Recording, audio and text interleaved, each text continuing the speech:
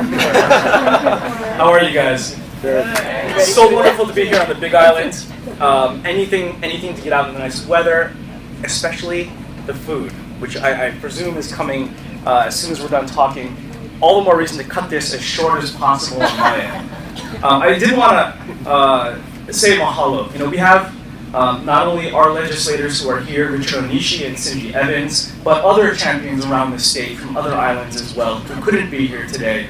And it takes all of us together to do the things that we need to do to help our communities. And I really just want to make clear that when you reach out to folks, it's everybody. Everybody's going to be there. Everybody has to be there. I had a couple of notes that I was scribbling down on the plane.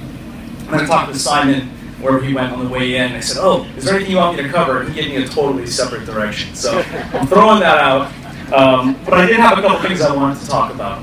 This is truly a privilege to get out here to the Big Island especially, but it's not the first time. I was part of an ag leadership program, sponsored in part by CTAR and other things, a few years ago, and we had the chance to go down from one side of the state to the other, from large farms to small farms to distributors and everything in between, and got a really unique chance to actually talk to people firsthand and ask, what is it that drives you? What is it that you need help with? What are the challenges? And there were two things that those of us that were there heard back from pretty much everybody across the board.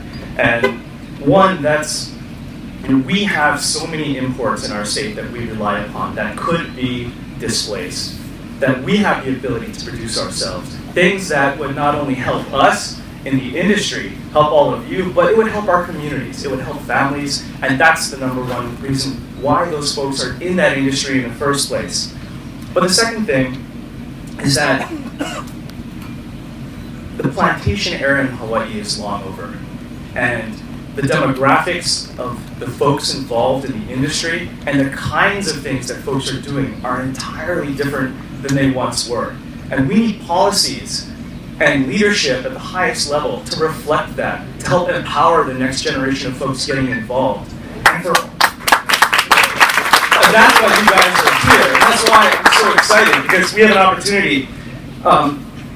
For all we hear about there not being a new generation of people stepping up, there aren't the numbers. The average age of your typical farmer in Hawaii is nearing retirement. And all of that. The truth is, even in Waimanalo, where I'm from, we have dozens of millennials, dozens of others getting involved for the first time who want to take part, who want to have their own piece of the pie, to be able to produce something, not only for themselves, not only for export, but for their communities.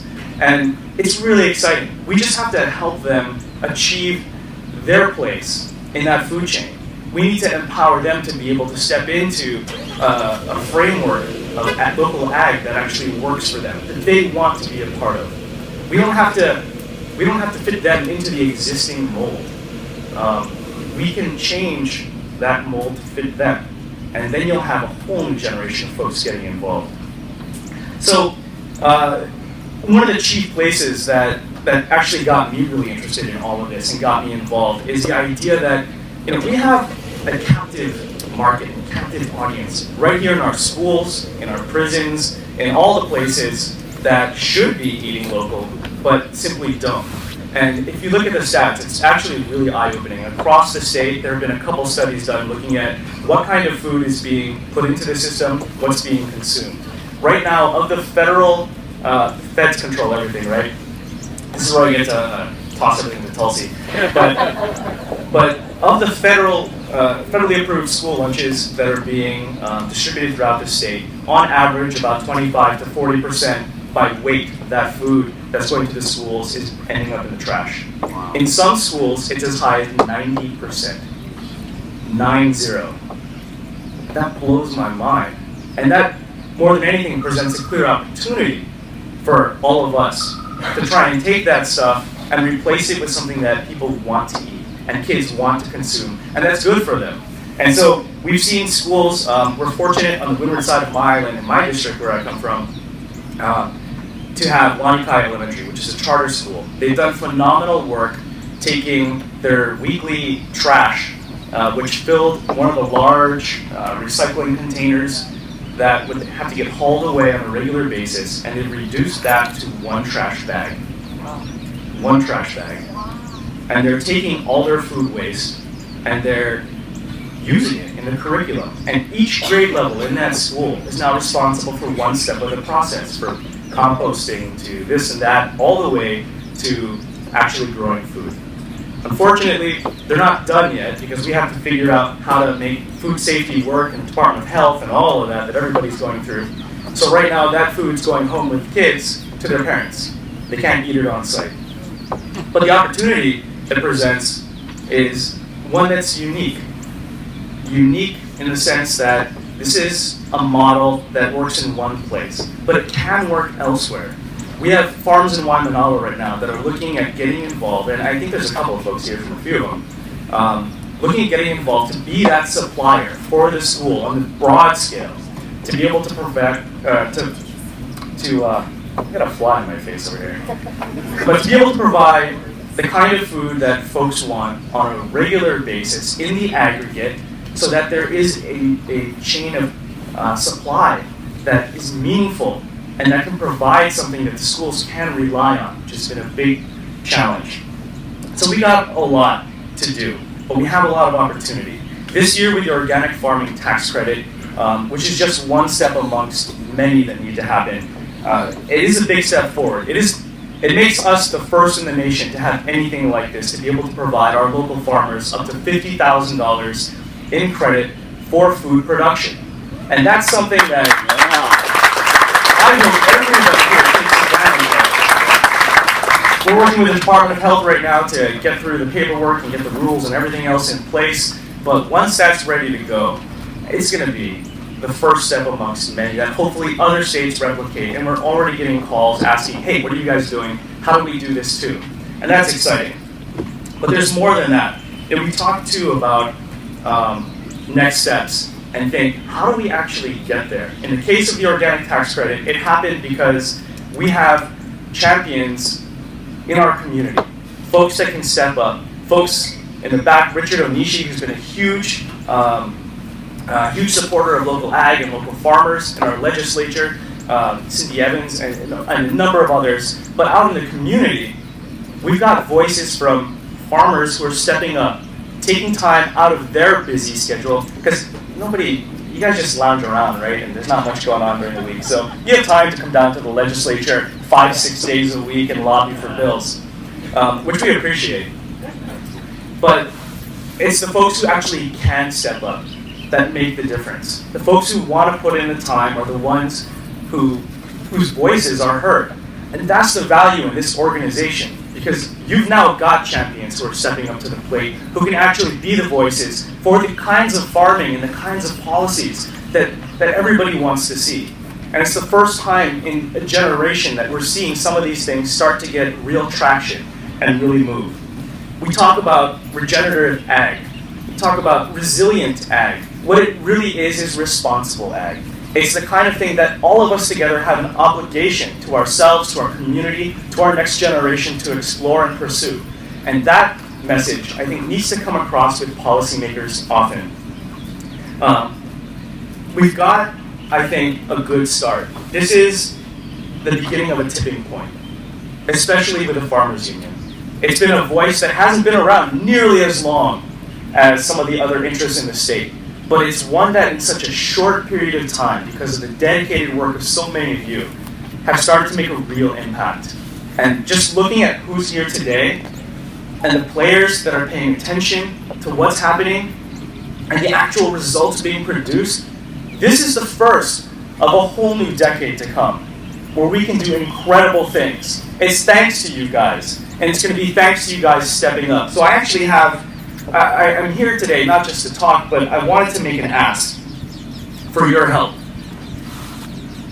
Because we're going to need everybody at the table moving forward. Hawaii Farmers Union United is a voice for Hawaii's local small farmers. It can be that voice, and we need to magnify that voice, not only out in the community, but at the Capitol. And I want to be able to help. And I know there are other legislators and other folks who want to be able to help get that message out so we can take things to the next level. And that means permanent presence, a permanent, dedicated presence in our political process, which makes most people throw up a little bit in their mouth. But the truth is, you can do incredible things. The folks who put their time in to run for office like Tulsi and give their lives for a better future and a better cause aren't doing it because they don't think it's possible. It is possible. And it can be done. You'll never win every victory, but you can win a few from time to time. As momentum builds, you'll win more and more. And we can achieve these things that even 5 years ago, people were saying are just a pipe dream. So I want to be able to sit down and talk with folks about getting that presence, and I want to be able to help. There's something about it that being there in the process on a regular basis allows. It's not only putting a policy agenda forward and saying, here, pick 2 or 3 of these things, help us out, move them forward. But it's actually reaching out to discover what all the other agendas are of all the other players, not just in ag, but in education and healthcare and everything else, and figuring out how you can work that agenda into everybody else's agenda so their priorities are reflective of your priorities. And there's so much potential for that. It really is the spirit of working together in Aloha here in Hawaii that allows this stuff to be really successful. The other thing that it allows is greater presence with Department of Agriculture, which everybody loves to beat up on, but they're trying their best with limited resources. We need to be able to help them advocate for more of those resources, for additional positions, for additional resources to get out all of you. I can't stress this one enough. And the last thing, a lot of organizations come forward to the legislature asking for support. We give out millions of dollars in grants and aid every year. Many of which go to organizations just like this one. And I can't promise at all that if folks come in and ask for a grant and aid to pursue these great things, that'll be delivered. There's 76 of us and we have to negotiate back and forth, and it's politics. But I can promise you that you'll have more champions than you expect. I put myself forward, absolutely I'll fight for that, and I know others will too. But I think there's definitely the potential this year, given who's at the table, to be able to actually get something that can help leverage the resources the Farmers Union has, both out in the community, both at the legislature, and all throughout. So I wanted to touch on these things because often we get lost a little bit in the process, and we think about the long-term goals. And I want to just reiterate how important it is to engage in that process right from the start, because it makes those long-term goals possible. The last thing I want to close with, I hope I'm able to return here. I mean, not just this year, but next and after that, and see this group grow and prosper, and see the kinds of policies that we were fighting for at the state level actually succeed, and to see the organic tax credit and everything else start to produce actual produce and other results that are measurable and quantifiable, and to see those kinds of school lunches change, and to see kids smile because of it. I want to be able to have our next generation of ag leaders, when that time comes, go around and not hear the stories of challenges and need, but hear the stories of success that inspire the next generation after that to step up. That's what this is all about. That's what you guys are doing. That's why I'm so inspired and can offer anything I can do to help, because this is the future, and it's you guys. Yeah, baby.